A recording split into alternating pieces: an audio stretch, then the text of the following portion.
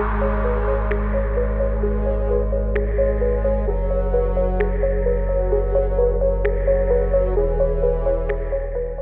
morning, my name is Amir. I'm going to present our topic for soft fault diagnosis in a wired network for electric vehicles. Our objective is to detect a soft fault in a complex network and to estimate the severity of this fault.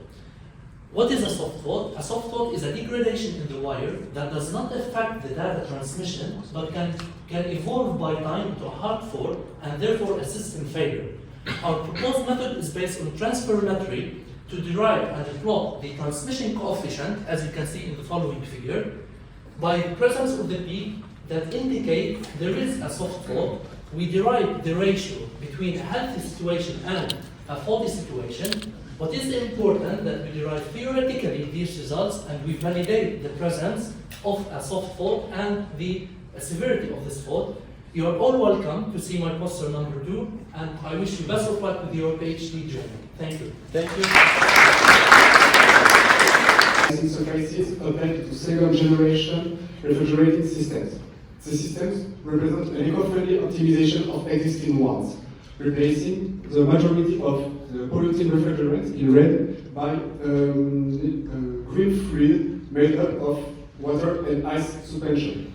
My project takes place in the heat exchanger, where the ice particles are generated.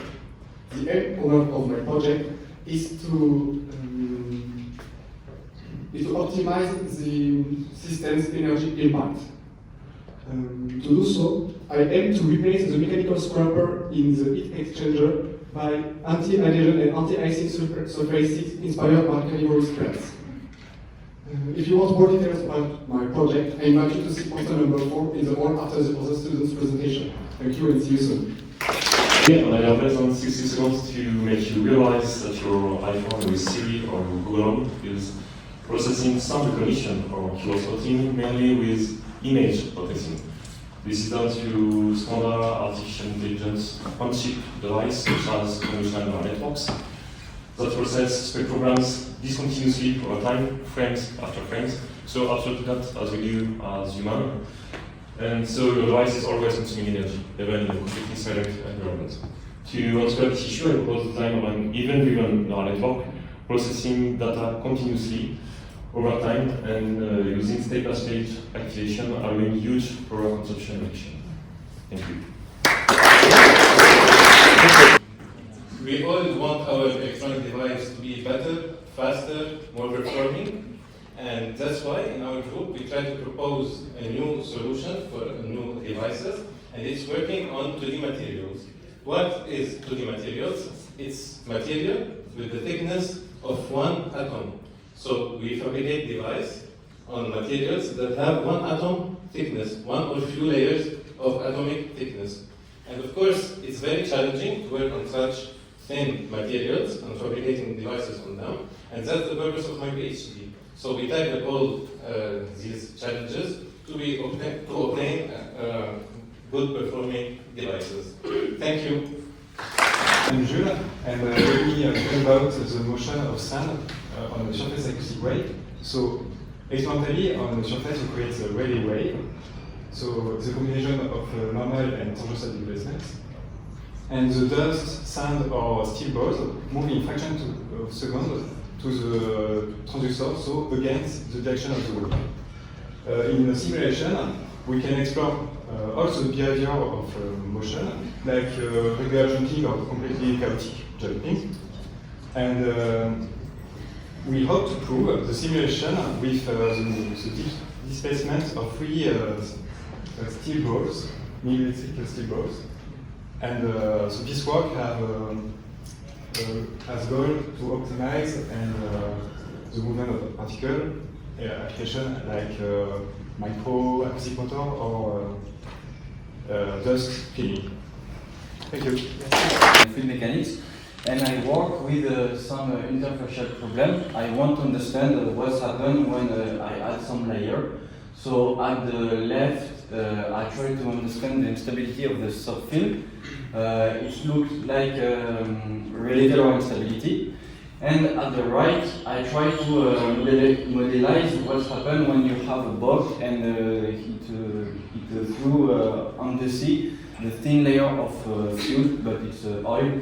And I want to understand the dynamic with the theoretical and numerical process. That's it. Yeah, I know. If you want to see my proposal, this number 11. PhD student working towards graphene structure. So that's my objective of my PhD, and probably everyone heard about graphene and how it's important and the potential to be used in a lot of applications such as sensor, electronic supercapacitors. So for us, there are different methods to obtain graphene actually, and we are working on molecular assembly method. And as explained here in the figure, we see the two main reactions to obtain it, on coupling and cyclodehydrogenation.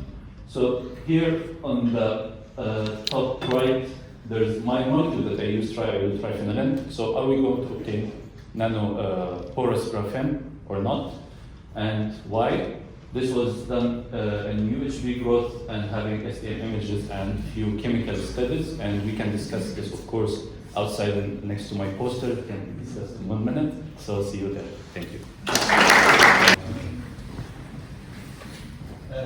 Bonjour à tous, je suis Ryan Karim-Matouti, doctorant au sein du groupe TPA de l'IEMN, site Valenciennes. En fait, mon objectif de mon projet de thèse est de développer des capteurs chimiques qui sont sensibles au gaz, fonctionnant, qui doivent être sans fil et fonctionnant dans la bande ISM autour de 433 MHz.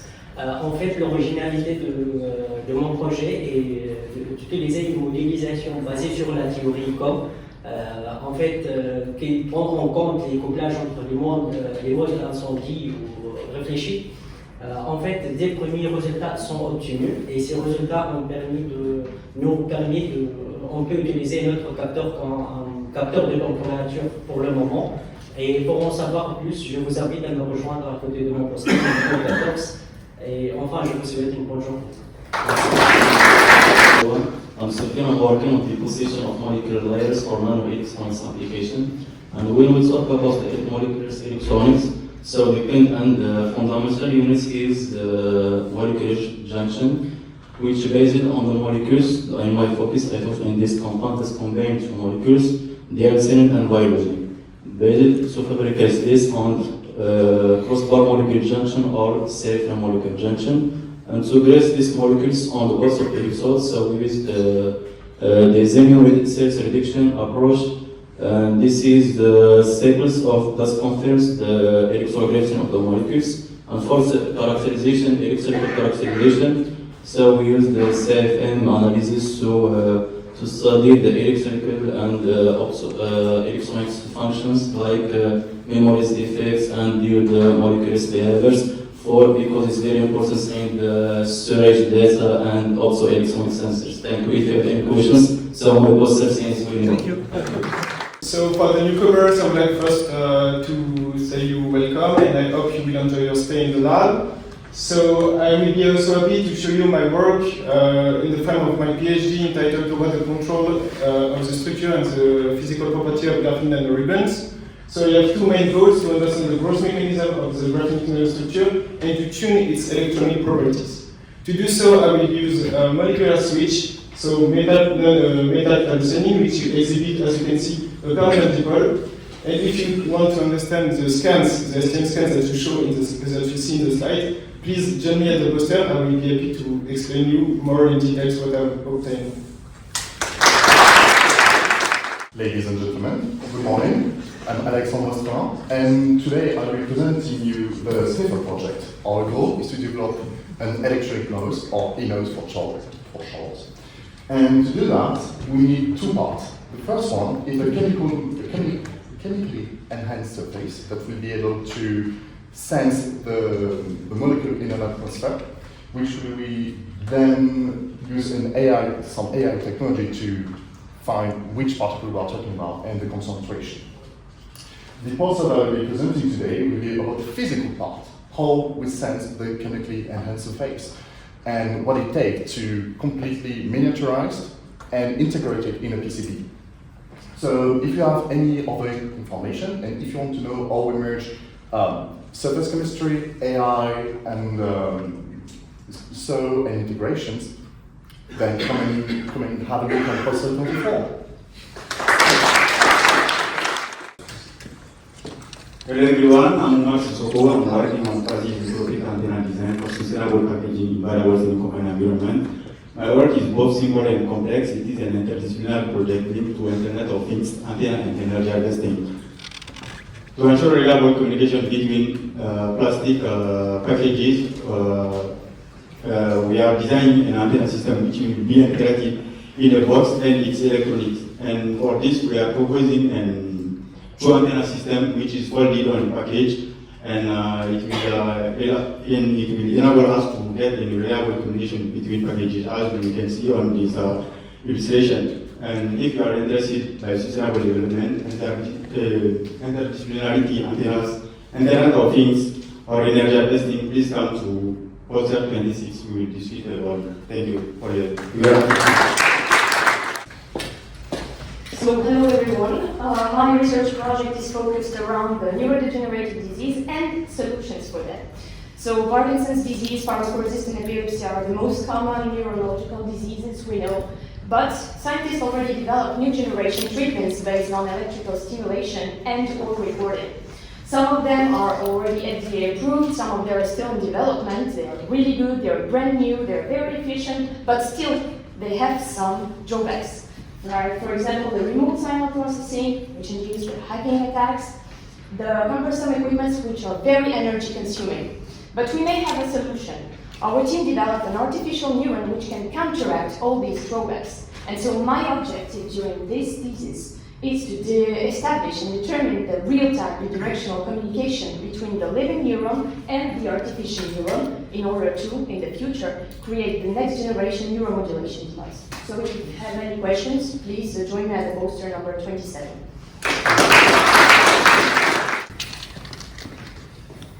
Good morning, everyone. So during my PhD, I'm working on miniaturization of atomic devices. You probably all know atomic clocks, but there are also sensors like atomic magnetometers or atomic electrometers, and they all present the same architecture.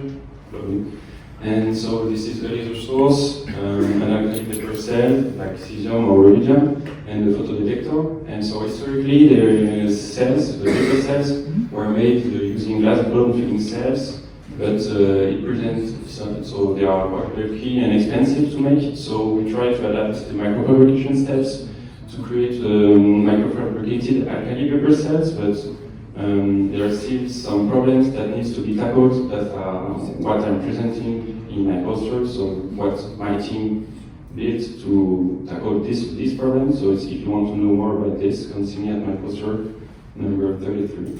Thank you. A few years now, the number of emerging and re-emerging epidemics are rising rapidly. I'm sure you're all aware of this because of COVID-19. COVID had numerous variants, like alpha, beta, and delta was a vicious one, wasn't it? Well, I'm working on Cryptosporidium, an intestinal parasite that, like COVID, had various strains with different level of infectivity. My work focused on the development of an automated miniaturized device, BioMEMS, to quantify the difference in infectivity between Cryptosporidium strains. I would be happy to explain how impedance spectroscopy makes it possible later. I am Pascal Mann from BioMEMS team. Thank you for your attention. Good morning, everyone. My name is Zina, and actually I'm working between two labs, which are the IEMN and NGCGE. And actually I'm working on several types of tin films. And here I have an example of titanium oxide on silicon. Actually the main problem we're facing is to get the hardness of the film alone. Why? Because when we're doing an adaptation test, and by the way the adaptation is the technique we're working with, we have all the time the influence of the substrate, because the yield when you're seeing there extends quickly into the substrate. So the measured hardness actually is the combination between the hardness of the film plus the hardness of the substrate. So to resolve this problem, we're working with analytical models. So we're taking the results we're having from the technique, and we're using the transition zone between the hardness of the film, which is not actually that easy to get, and the substrate of the hardness. Sorry, and we're applying. Yeah, okay. Thank you.